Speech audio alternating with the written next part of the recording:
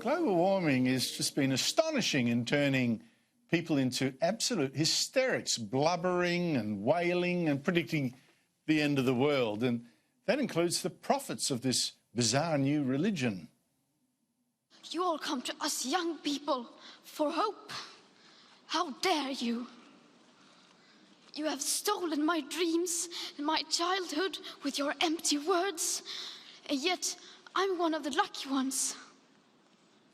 People are suffering, people are dying, entire ecosystems are collapsing.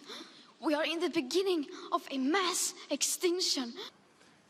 If we don't take action, the collapse of our civilizations and the extinction of much of the natural world is on the horizon.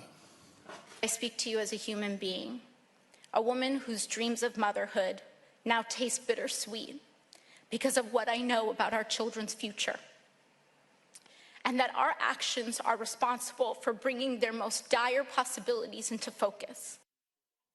And today, joining this amazing hysteria, is the Federal Labor Party, which this afternoon tweeted that it will declare a climate emergency. Well, joining me is the panel, Liberal Senator James Paterson and Labor Senator Kimberley Kitching. Kimberley, Hi, Andrew. Thank you so much for your time. I've got to start with you. Emergency, what exactly is the emergency that you see? Well, remember, there is a view that climate change is happening. 99 out of 100 scientists, don't tell me that discredited figure, please. And Andrew, we are not the only. The UK government has declared. The UK government has declared a climate emergency. So Michael Gove, the Environment Secretary, has said there is a climate emergency. Canada has. Even Pope Francis in June this year declared there was a climate emergency. And in fact, Simon Birmingham this afternoon on David Spear's program on Sky said there was that it was a critical time for the world, and that there was a crisis happening in climate change. So I'm paraphrasing Kimberley, Simon but surely you don't agree with this nonsense. I know you can't agree with this nonsense. But we know from the portfolio budget statement in the environment portfolio that the government itself is acting on climate change and in fact spending billions of dollars, and not only through the Department of the Environment. You're correct. Kimberley, you're correct, but I better go to James. But through agencies. Through the agencies as well. Look, you're correct, but James, there is actually a medical phenomena, mass hysteria, where one person thinks, oh my God, I smell something poisonous, and they fainted someone else. And what Kimberley was describing was a form of mass hysteria, because the Pope gets an attack of it, someone else does too. Or do you actually think there's a climate emergency? Andrew, tonight my thoughts and prayers are going out to poor old Joel Fitzgibbon. He has had a tough week by media reports, and you and I aren't members of the Labor caucus, so we didn't attend their faction meeting yesterday or their caucus meeting today, but by all reports he's had a tough time, and if we're wondering whether he'd persuaded any of his colleagues, the fact that the Labor Party is going to support a climate emergency motion is pretty good evidence that he's not been successful. The truth is, though, how was Joel going to succeed? Because all the people in the Labor Party who might share his views lost their seats at the last election, and all the people that they want to win the votes back of, for example, in the state of Queensland, weren't there to have their voices heard in the Labor caucus because it's dominated now by an inner-city left-wing elite that is totally out of touch with the people that the Labor Party used to represent in the regions. If you're a coal miner, they've sent a very strong signal to you today. Now, Kimberley, I'm going to stop teasing you because I want to get to a point here. I'll stop niggling you because James has actually raised a really interesting question for Labor as you deal with, this shock loss. I mean, Joel Fitzgibbon is saying, look, Labor lost again because they demanded too much of voters with their global warming policies. You've got to bring them back. You've got now others in the party like Mark Butler saying, no, let's have a climate emergency, and going exactly the opposite way. Where do you fit in all this? Well, I just want to make a point that across political parties, there are, the Liberal Party has a wide variety of views on climate change. And in fact, if you looked at Josh Frydenberg's material in the last federal campaign, you would see that it may as well have been written by an intern in Richard Di Natale's office.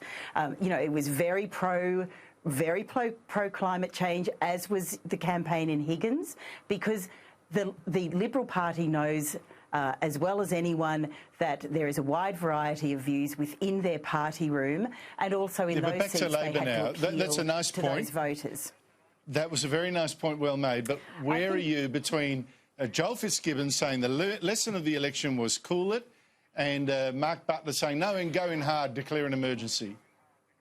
Well, I actually wonder, Andrew, if there should be an agreed methodology on the costing of climate change and the costing of policies. And by that I mean agreed, because we are incapable of having a proper debate about this without the scare and alarm tactics that the government runs on this. And so I think that there needs to be a methodology agreed to. Because remember McGibbon's report was, astronomical. Got that. Now, can we go to and James? Then you've got other reporting.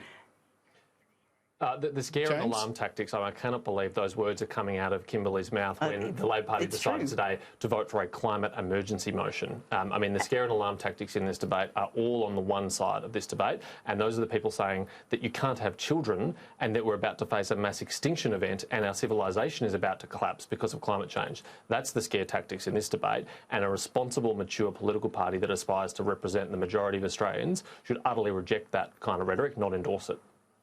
But James, my question for the government is: this is so over the top. This is so over the top. Because you're right. The 9 newspapers were interviewing women without any shadow of a doubt. Saying we can't have children because they'll die of global warming. Why doesn't the government start actually nailing some of the more exaggerated claims to try and cool down the hysteria?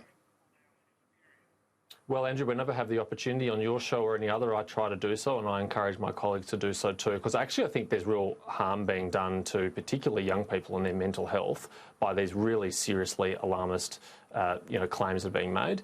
Yes, climate change is a challenge, but it's one that's very manageable. Humanity is an amazingly resilient and creative thing. We have survived more serious challenges in our history, like world wars, than this, and we'll certainly be able to overcome this with technology, it's well within our wheelhouse to do that. Yeah, but I think perhaps tackling the hysteria would be a very, very good place to start. Kimberley, the Greens today were also calling for a declaration of a climate emergency. They today, to publicise this, inflated a hot air balloon using a gas flame to publicise this climate emergency, which I would have thought involved, I don't know, wind power or something, or everyone blowing into it, or I don't know, using gas. Hypocrisy? The Greens do have a lot of hot air. They do. The Greens do have a lot of hot air, Andrew, so they may well have been able to inflate that balloon. Yeah, but why?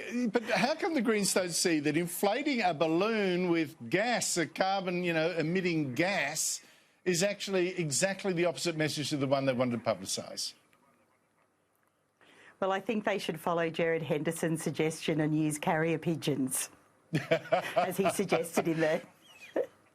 I see you're a bit leery about getting too much into it. But, James, they say, oh, look, we've done offsets for this gas, we've planted extra trees. But my answer is, if it's a climate emergency, plant the trees, don't use the gas. Then the planet's actually better off. I'm pretty sure Richard Di Natale says the fossil fuels needs to stay in the ground. Well, it ain't staying in the ground if you're shooting it up a hot air balloon. It's going into the atmosphere. So it's pretty hypocritical of Richard Di Natale.